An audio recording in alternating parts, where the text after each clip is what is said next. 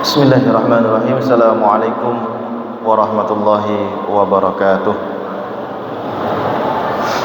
Alhamdulillahirabbil alamin wa bihi nasta'inu ala umuri dunya waddin wa sallallahu ala sayyidina Muhammadin wa ala alihi wa ashabihi wa man tabi'ahu bi ihsan ila yaumiddin. Allahumma la sahla illa ma ja'altahu sahla wa anta taj'alul hazna idza syi'ta sahla. Allahumma 'allimna ma yanfa'una wanfa'na bima 'allamtana wa zidna ilma. Yang kami hormati Dr. Haji Sugiyo, Kementerian Agama RI, ahlan wa sahlan, nyuwun sewu. Kemudian yang kami hormati Bapak Wasi Insinyur, Masya Allah, yang semoga Allah menjaga beliau berdua. Kemudian jamaah dan teman saya yang tidak lupa Mas Andri, yang semoga Allah jaga. Jamaah Masjid Agung yang semoga dirahmati Allah Subhanahu wa taala, yang semua pada malam hari ini semoga mendapatkan karunia rahmat dan keberkahan daripada peringatan Maulid Rasul sallallahu alaihi wasallam. Amin. Bapak Ibu jamaah yang semoga dirahmati Allah Subhanahu wa taala, peringatan Maulidur Rasul ini bisa dibahas atau bisa diambil dari berbagai macam sisi. Ya, kita ingin mengambil sisi mana untuk memperingatinya, selain daripada kelahirannya, selain daripada dilahirkannya seorang bayi, seorang jasad yang nantinya akan menjadi imam al-mursalin, imam para rasul, dan juga yang nantinya akan menjadi pemimpin di antara para imam dan rasul yang nantinya akan memberikan syafaat al-uzma, syafaat yang paling besar yaumul qiyamah, di antara para nabi dan rasul yang lain tidak bisa memberikan syafaat. Yang pertama bisa dilihat dari aspek bahwa Rasulullah memiliki uswah hasanah. Laqad kana lakum fi Rasulillahi uswatun hasanah liman kana yarjullaha wal yawmal akhir wa dzakarallaha katsira. Aspek yang pertama di mana Rasulullah sallallahu alaihi wasallam tidaklah diturunkan oleh Allah Subhanahu wa taala ketika setelah diangkat menjadi nabi dan rasul ini sia-sia. Akan tetapi ada aspek yang sangat penting sekali, ada aspek yang sangat berharga sekali, yaitu uswah hasanah. Akan tetapi uswah hasanah pun juga memiliki syarat. Siapa yang mendapatkan keberkahan daripada uswah hasanah atau percontohan yang dimiliki oleh baginda Nabi besar Muhammad sallallahu alaihi wasallam ini? Ada 3 syaratnya. Yang pertama, liman kana yarjullah, adalah hamba-hamba Allah yang senantiasa mengharap Allah, hamba Allah yang senantiasa memohon kepada Allah, petunjuk kepada Allah, taqarruban ilallah azza wajalla. Yang kedua adalah wa man kana yarjullaha wal yaumal akhir, yang beriman kepada hari akhir, yang mengimani bahwa hari akhir itu adalah wujud ataupun ada, yang mengimani bahwasanya hari akhir itu akan terjadi dan nantinya akan ditandai dengan kekuatan maha kuat, ketika Rasul sallallahu alaihi wasallam diminta oleh umat manusia ini sejak penciptaan yang pertama kali, sejak Nabi Adam alaihissalam sampai nanti terakhir umat manusia ini, meminta pertolongan kepada para rasul, dan tidak ada yang bisa menjawab dari syafaat itu kecuali Rasul Muhammad sallallahu alaihi wasallam. Sungguh peristiwa yang sangat besar. Kemudian yang ketiga, wa dzakarallaha katsira, yaitu hamba Allah yang senantiasa berzikir. Berzikir kepada Allah dengan lisan yang selalu basah dengan ayat-ayat suci Al-Quran, lisan yang selalu basah dengan kalam-kalamnya para ulama, lisan yang selalu basah dengan doa, munajat, taubatan nasuha yang senantiasa dilantunkan kepada Allah Subhanahu wa taala, maka wa dzakarallaha katsira ini merupakan syarat yang ketiga. Tiga syarat tadi, yang pertama adalah yang mengharapkan Allah Subhanahu wa taala sebagai Rabb-nya. Yang kedua, yang beriman kepada hari kiamat atau hari akhir sebagai bentuk peristiwa yang sangat besar yang akan terjadi nanti, yang syafaat itu hanya dimiliki oleh baginda Nabi kita Muhammad sallallahu alaihi wasallam. Dan yang ketiga, yang selalu berzikir kepada Allah Subhanahu wa taala. Ada tiga syarat untuk mendapatkan uswah hasanah. Yang kedua, kita memperingati Maulid Nabi, Maulidur Rasul sallallahu alaihi wasallam ini bisa menggunakan aspek kepribadian Rasulullah. Allah Subhanahu wa taala juga menuturkan di dalam Al-Qur'an, laqad ja'akum rasulun min anfusikum azizun 'alaihi ma 'anittum harisun 'alaikum bil mu'minina raufur rahim. Ini merupakan sebuah sikap yang belum tentu dimiliki oleh umatnya beliau. Laqad ja'akum, sungguh telah datang kepada kalian rasul, seorang rasul min anfusikum, yang berasal dari diri kalian sendiri, yang berasal dari kabilah kalian sendiri, yang berasal dari golongan kalian sendiri. Azizun alaihi ma'anittum, aziz alaihi ma'anittum. Kata aziz ini bisa digunakan menggunakan banyak perspektif. Kalau di dalam Ta'lim al-Muta'allim karya Imam Az-Zarnuji, bahwa kata aziz ini bisa dimaknai langka atau sedikit. Tapi kata aziz ketika disematkan kepada Allah Subhanahu wa taala, Al-Aziz adalah yang maha mulia, Al-Aziz. Tapi kalau aziz yang dimaksud di dalam ayat ini adalah bagaimana sikap Rasulullah azizun alaihi ma'anittum, tertimpanya anittum, kesulitan, tertimpanya musibah, tertimpanya rasa pahit, tertimpanya rasa gundah, gelisah, gulana, kegalauan, kekacauan yang terjadi pada umatnya, azizun alaihi, maka dirasakan juga oleh baginda Nabi kita Muhammad sallallahu alaihi wasallam. Sampai seperti itu, Bapak Ibu yang semoga dirahmati Allah. Rasulullah merasakan betul apa yang dirasakan oleh umatnya. Padahal beliau sudah wafat 1445 tahun yang lalu. Bahkan Rasulullah pernah berdoa kepada Allah ketika sakaratul mautnya, seandainya sakaratul maut ini menjadi bentuk rasa sakit yang paling dahsyat dan paling kuat, maka izinkanlah aku wahai Rabb untuk engkau timpakan rasa sakit ini pada seluruh umatku, seluruh yang beriman kepadaku, sehingga mereka nanti ketika datang sakaratul maut hanya merasakan sebagiannya saja. Jadi kalaupun ada hari ini di antara umat Muhammad sallallahu alaihi wasallam yang beriman kepada Rasul, yang mengikuti ajarannya, yang mengikuti tuntutannya, yang mengikuti qudwah dan uswahnya, meninggal dunia, maka sakaratul maut yang dirasakan oleh kita semua sebagai umat beliau ini adalah sebagian dari rasa sakitnya. Kenapa seperti itu Bapak Ibu? Karena sebagian yang lain sudah diambil alih oleh baginda Nabi kita Muhammad sallallahu alaihi wasallam. Maka sungguh tidak ada makhluk yang paling mulia yang Allah ciptakan melebihi ya seorang Rasul Muhammad ibni Abdullah.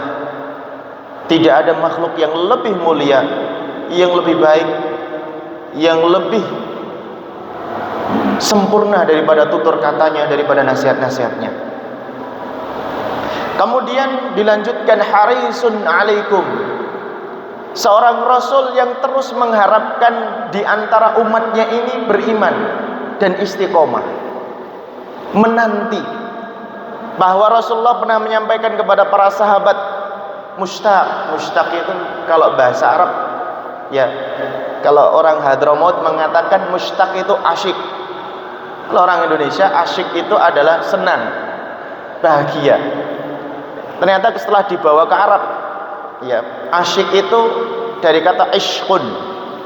Ishqun itu artinya ketika syahwat sudah berada di ubun-ubun otak, ya, ibaratnya sudah berada di ubun-ubun kepala, namanya ishqun.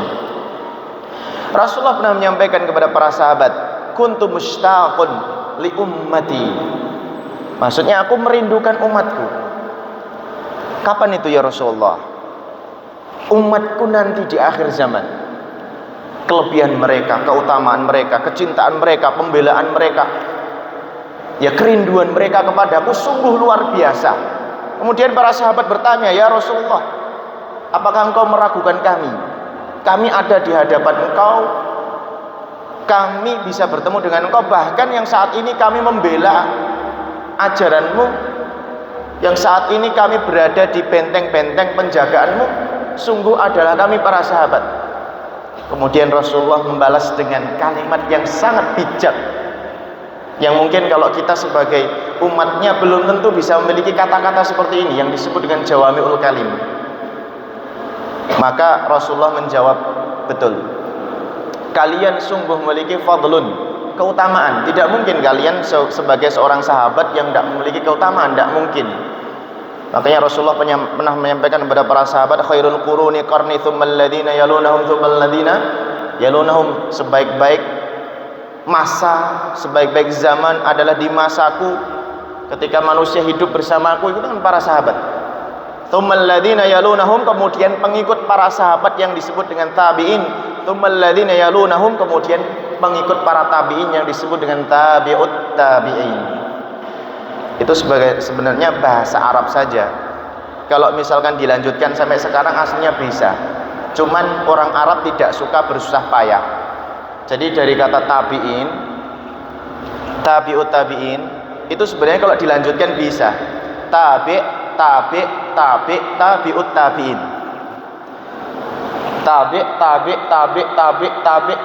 tabi'ut tabi'in, bisa aslinya.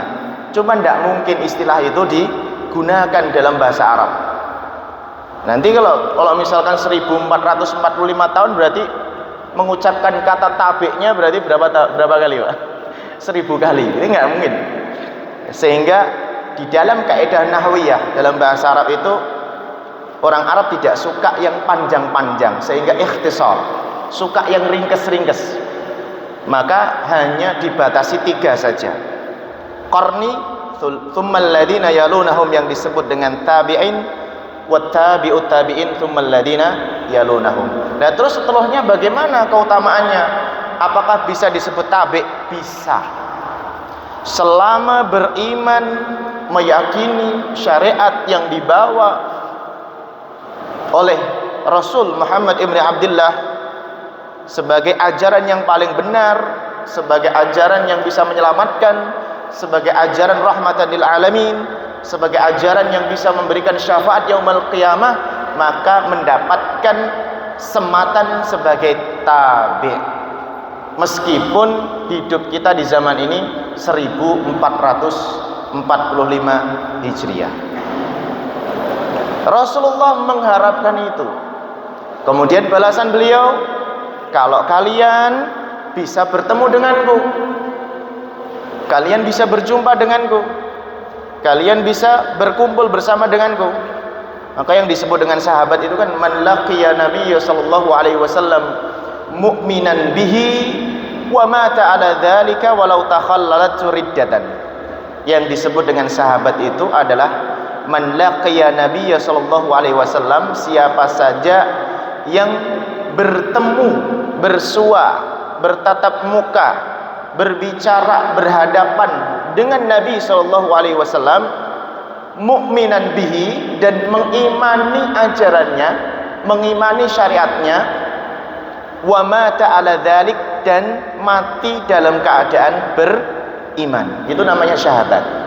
Meskipun ulama menjelaskan walau takhallalat riddatan, meskipun pernah murtad dan masuk Islam lagi, tapi syaratnya masuk Islamnya harus dalam waktu atau posisi ketika Rasulullah masih hidup. Tapi kalau Rasulullah sudah meninggal kemudian masuk Islam lagi, maka disebut dengan tabi'in.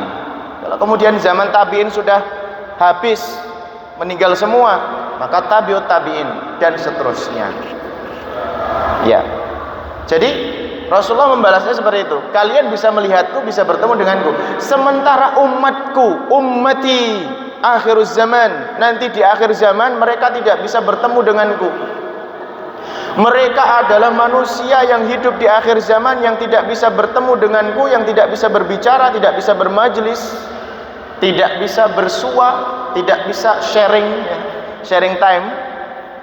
Akan tetapi mereka beriman kepadaku, bersolawat kepadaku, memperingati maulidku, petuah-petuah dan ajaranku.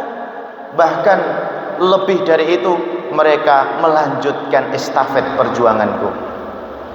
Itulah kita, Bapak Ibu, yang semoga dirahmati Allah Subhanahu wa taala, yang disebutkan oleh baginda Nabi Muhammad sallallahu alaihi wasallam, yang tidak pernah berjumpa sama sekali, yang tidak pernah bertemu sama sekali, yang tidak pernah tahu seperti apa wajah beliau, rambut beliau, tangan beliau, kaki beliau, kecuali hanya untaian hadis yang disebutkan di dalam kitab namanya Syama'il Muhammadiyah.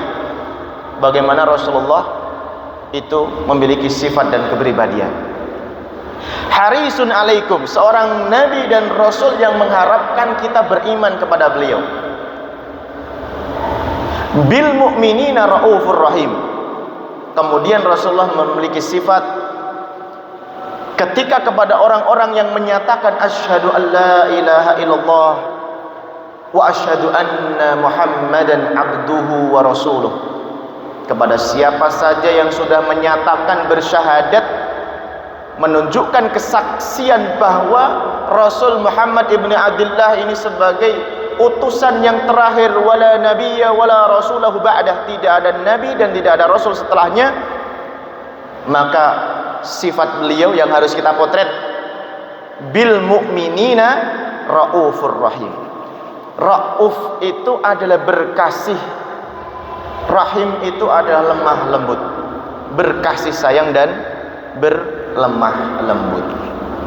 Bagaimana sikap kita sebagai sesama muslim, sebagai sesama anak bangsa, sebagai sesama pecinta dan pengikut Rasul ini, memiliki dua kriteria atau dua kategori ini, sehingga kita bisa disebut sebagai pengikut, bisa disebut sebagai tabi'ut tabi'in yang betul-betul mengikuti Rasul Muhammad SAW. Ini aspek yang kedua. Aspek uswah hasanah sudah kita bahas. Aspek kepribadian, sebagian kepribadian sudah kita bahas. Rasulullah juga punya aspek yang ketiga. Ya, mungkin Bapak Ibu kalau misalkan ada peristiwa atau ada momentum maulid Nabi berikutnya dan berikutnya, maka kita akan mengisi kajian pada aspek keempat, kelima, keenam, ketujuh, dan kedelapan. Berarti kalau sekarang aspek yang ketiga, berarti menandakan kajian ini kajian yang ketiga, yang judulnya sama, yaitu Maulidur Rasul Sallallahu Alaihi Wasallam. Paham maksudnya nggih? Berarti ini sudah part ketiga, yaitu aspek bagaimana Rasulullah Sallallahu Alaihi Wasallam bersama di dalam merawat khalifatun fil ard, merawat muka bumi ini, melindungi darat dan lautan ini, menjaga amanah dari Allah Subhanahu wa taala berupa semua kenikmatan yang ada di muka bumi ini. Bagaimana Rasulullah menuturkan di dalam sebuah hadis disebutkan, ya bunayya innad dunya bahrun amik yaghraqu fihi an-nasu katsir faltakun safinatuka fiha taqwallahi ta'ala wa hashfuha al-imanu billahi ta'ala wa shira'uha at-tawakkalu 'ala Allahi la'allaka tanju. Jadi Rasulullah pernah mendidik anaknya. Jadi Rasulullah itu dicontohkan tidak hanya seorang pemimpin, tidak hanya seorang imam, tapi Rasulullah juga seorang bapak. Rasulullah juga seorang tauladan dalam keluarganya. Maka bagaimana Rasulullah mendidik istri-istrinya li aswajihi, dan bagaimana Rasulullah mendidik anak-anaknya. Ya, maka Imam Al-Ghazali ini menulis kitab yang luar biasa namanya Ayyuhal Walad. Dan juga kitab yang dinisbahkan kepada beliau, ya salah satunya adalah Minhajul Qasidin. Kemudian ada yang punggernya, yang paling puncak adalah Ihya Ulumuddin. Ini kitab yang istimewa, yang jika dikaji, didalami, diresapi, diamalkan, maka akan muncul kepribadian-kepribadian yang di dalamnya ada ruhiyah, imaniyah, tazkiyatun nafas, tasawuf, yang di dalamnya menyatukan antara keimanan dengan akhlak yang begitu tinggi, yang ada di dalam kitab Ihya Ulumuddin yang ditulis oleh Hujjatul Islam Al-Ghazali. Wahai anakku, ini nasihat Rasulullah kepada anaknya, sesungguhnya dunia adalah lautan yang sangat dalam. Dunia adalah lautan yang sangat dalam. Banyak manusia terjebak dan tenggelam di dalamnya. Nah, ini kan singgungan yang panas sebenarnya. Terjebak, tenggelam itu kan berarti sudah tidak lagi mencintai akhirat, akan tetapi menghabiskan perkaranya sampai lupa dengan kewajiban-kewajibannya. Maka jadikanlah iman sebagai sampan. Masya Allah.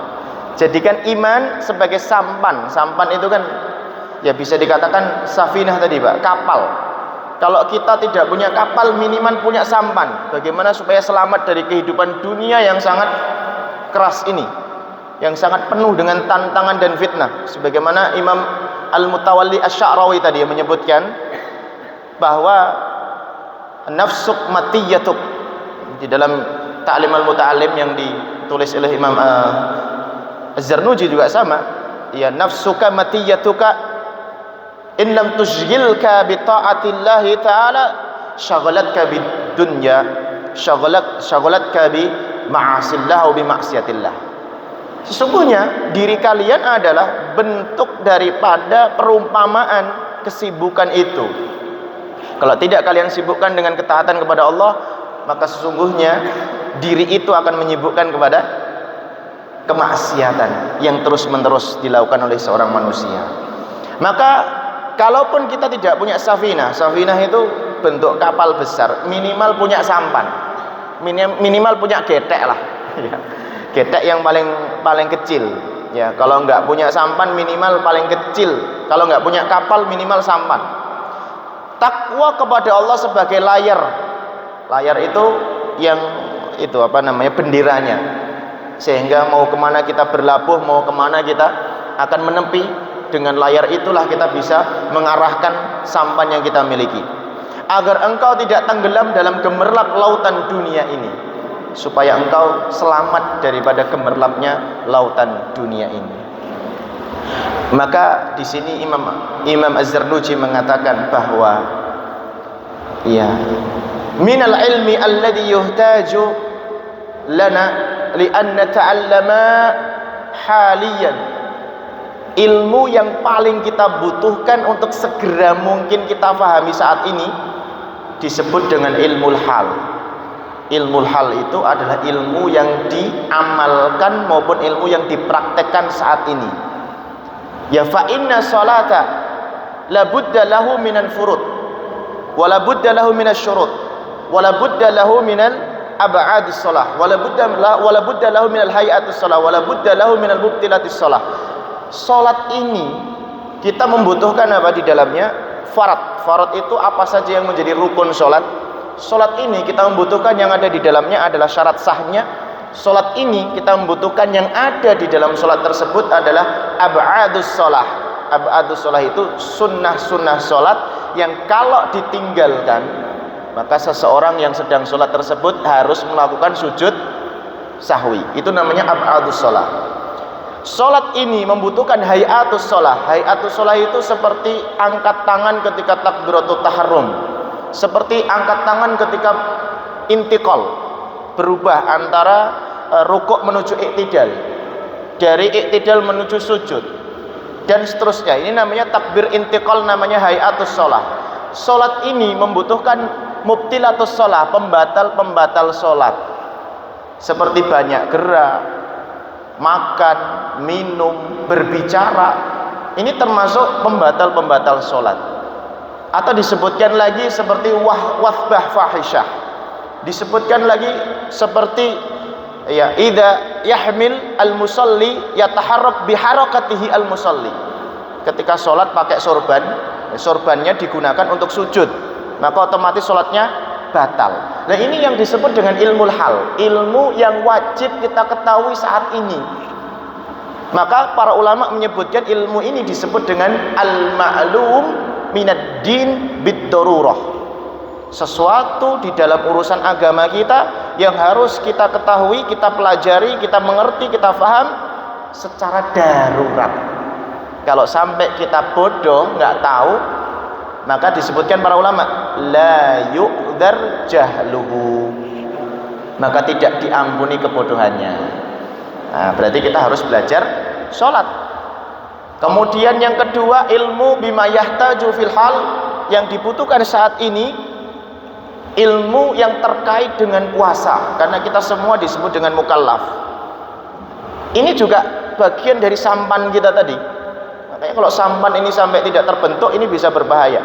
Puasa, bagaimana syarat sahnya, bagaimana rukunnya, bagaimana pembatalnya, harus kita kaji, harus kita mengerti. Kemudian lebih luas daripada itu ada zakat, zakat fitrah, zakat mal. Lebih luas daripada itu ada haji, manasikul haji dan umroh, dan seterusnya yang menjadi arkanul iman wal islam. Jadi kesimpulan daripada nasihat ini, apa yang disebut safinah? Safinah itu adalah arkanul iman wa arkanul islam. An tu'mina billahi wa malaikatihi wa kutubihi wa rusulihi wal yaumil akhir wal imanu biqadri khairihi wa syarrihi. Itu adalah bagian sampan yang pertama. Yang kedua, arkanul islam. Al-islamu an tasyhada an la ilaha illallah wa iqamis shalah wa itaiz zakah wa shaum ramadan wa hajjul baiti man istata'a ilaihi sabila. Ini bagian yang ketiga. Kemudian para ulama menyebutkan bagian yang berikutnya sebagai layarnya adalah ma'rifatul halali wal haram. Bagaimana kita bisa mengetahui mana yang halal dan mana yang haram, supaya ibadah kita, supaya ketaatan kita, supaya ketundukan kita kepada Allah tidak ternodai oleh maksiat yang berupa wujud dari barang-barang yang halal, wujud dari barang-barang yang haram, dan wujud dari barang-barang yang syubhat. Ya betul, ketika dikatakan bahwasanya ya waman waqa'a fi syubhat waqa'a fil haram, betul. Tapi perlu didalami lagi bahwa perkara syubhat ini adalah perkara yang masih diperselisihkan, maka tentu kita membutuhkan ilmu yang lebih dalam untuk mempelajarinya. Wa idza qila lahum, disebutkan ini dalam Al-Qur'an surat Al-Baqarah, wa idza qila lahum la tufsidu fil ardi qalu innama nahnu muslihun. Dan jika dikatakan kepada mereka janganlah berbuat kerusakan di bumi, mereka menjawab sesungguhnya kami hanyalah orang-orang yang melakukan perbaikan. Maka di antara wasiat Rasulullah SAW adalah mencintai bumi ini dengan merawatnya, menjaganya, dengan menghidupkan sunnah-sunnahnya. Bismillah, saya lanjutkan sebentar untuk mengakhiri, bahwa disebutkan di antara cara menjaga bumi dan merawat bumi ini adalah dengan menghidupkan sunnah-sunnahnya. Bagaimana caranya? Fihi mas'alatun wahidatun wa huwa annahu subhanahu naha an kulli fasadin qalla aw kathur ba'da salahin qalla aw kathur fahuwa 'ala al-umum 'ala as-sahih min al-aqwal. Wa qala ad-dhahab ma'nahu la ta'urul ma' al-mu'in wa la taqta'u syajar al-muthmir diraran. Ini salah satunya. Ini berisi satu masalah, dan itu adalah bahwa Allah melarang berbuat kerusakan, baik yang kecil ataupun yang besar, dan berkata Maha Suci Allah melarang setiap kerusakan, apakah itu yang lebih besar atau lebih kecil. Setelah kebenaran, katakan sedikit atau lebih. Hal ini umumnya benar dalam ucapan dan berkata. Maknanya adalah jangan mengotori sumber mata air, jangan memotong pohon yang berbuah, yang tengah berbuah, yang bisa menimbulkan kerusakan. Itu diantara sunnah-sunnah kita menjaga bumi Allah Subhanahu wa ta'ala, dan masih banyak lagi yang bisa kita bahas di dalam peristiwa momentum ini, Maulid Rasul Muhammad ibn Abdullah sallallahu alaihi wasallam. Mari kita akhiri dengan berdoa kepada Allah Subhanahu wa ta'ala. Semoga majelis yang singkat ini berkah dan kita bisa diridhai mendapatkan syafaat dari baginda Muhammad sallallahu alaihi wasallam. Alhamdulillahirabbil alamin, hamdan syakirin, hamdan naimin, hamdan yuafi ni'amahu wa yukafi mazidah. Ya Rabbana lakal hamdu kama Rabbana lakal hamdu kama li jalal wajhikal karim wa 'azimi sultanik. Allahumma ighfir lil mu'minina wal mu'minat wal muslimina wal muslimat al ahya'i minhum wal amwat an qaribu mujibu da'wat ya qadiyal hajat. Allahumma ighfir lana wa li walidina warhamhum kama rabbawna shighara. Allahumma ij'al qur'ana rabi'a qulubina wa nura sudurina wa syafi'an lana yawmal qiyamati ya arhamar rahimin. Allahumma ijma'na ma'a rasulika Muhammad ibn Abdullah fi jannatikal ula ya Allah. Allahumma ijma'na ma'a rasulika Muhammad ibn Abdullah fi jannatikal ula ya Allah, ma'a ahli baitihi, ma'a sahabati rasulika Muhammad ibn Abdullah ya arhamar rahimin. Allahumma rda 'anna kulla khair. Allahumma qdi hajatana, hajat biladana, hajat ummatana ya arhamar rahimin. Rabbana atina fid dunya hasanah wa fil akhirati hasanah wa qina adzabannar. Subhana rabbika rabbil izzati amma yasifun. Wassalamun alal mursalin walhamdulillahi rabbil alamin. Assalamualaikum warahmatullahi wabarakatuh.